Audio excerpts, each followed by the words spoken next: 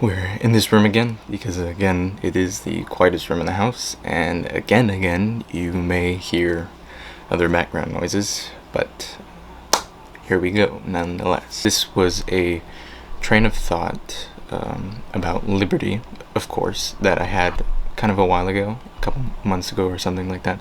Recently, I was reading up on economics.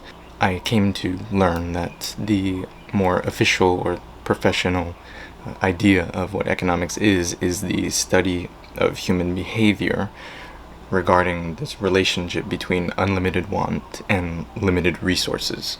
So everybody wants something, and despite what everybody has, everybody wants something else, and of course there's limited resources. So economics is concerned with that relationship and how to resolve it, I guess you could say. I realized, they do recognize this reality, is basically what I'm trying to say. But so with the unlimited want thing, you might call it greed, which I would agree with. You can't really fault somebody for buying a second microwave. It's a lot of leftovers and a little bit of time, probably. But anyway, there's a whole bunch of other places that you could go with that idea of greed. It's like, you could think about it as one writer wrote, paraphrasing, if this world can't satisfy my every longing, then it must be that I was made for a different world. I wasn't made for this world. But that's a little deeper than what we're trying to go with here. So back to the microwaves. Can't really fault somebody for buying a second microwave because they had the choice. They were free to do it.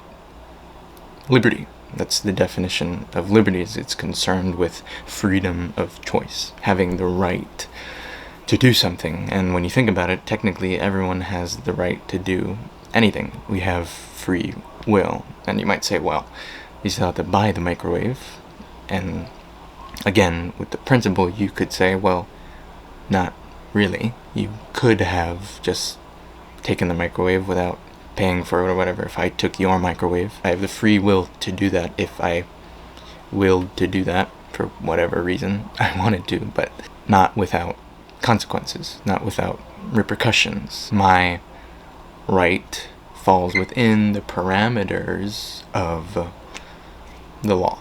And another example, of course, would be I can't jump off of a skyscraper and expect to just go about my business after that. I go home and make a salad, because the natural law, gravity, if I hit the ground, I'm not gonna do that afterwards.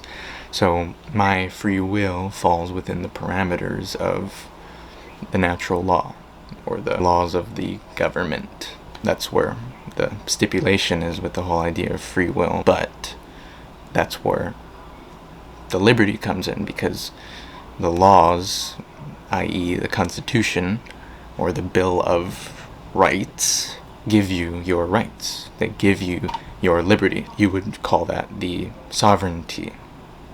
Liberty versus sovereignty, because the sovereignty, the word, by definition, is the authority, self-governed entity. And a lot of people seem to want sovereignty more than they want liberty. You have this scenario here where with the natural laws are the sovereignty, and your liberty falls within the natural laws. And then with other things like the moral law or the societal laws, the other scenario then is that if there wasn't a sovereignty, then everyone would get what they seemingly want, is to be their own sovereign, to be self-governed. And so then everyone is a sovereign. Instead of having everyone with liberty and one sovereignty, now everyone has sovereignty over themselves. But when you think about that scenario, then it doesn't work logically, because if you have one person who's sovereign and another person who's sovereign, then they could never do anything against each other's wills, because then that would infringe on their sovereignty. But then to say that you can't do that would mean that you weren't sovereign in the first place, necessarily. You didn't really have free reign over your choices. Not that there was just no repercussions, that, oh, you have no right to come against what my will is because I am sovereign. Now it's in the sense of there's still parameters to this shared sovereignty. So sovereignty can never really be shared logically. And, of course, you could think about that as relativism, cultural relativism, the idea that people can just do whatever they want and there's no law to say otherwise. But then again, you'd still fall into the natural law. So you can't do whatever you want, and then again, there being no absolute truth or absolute good or right and wrong to the situation. A self-destructive idea. So, if everyone gets their liberty from somewhere, and everyone has to stick with liberty, not everybody can have sovereignty, then there has to be someone with the sovereignty.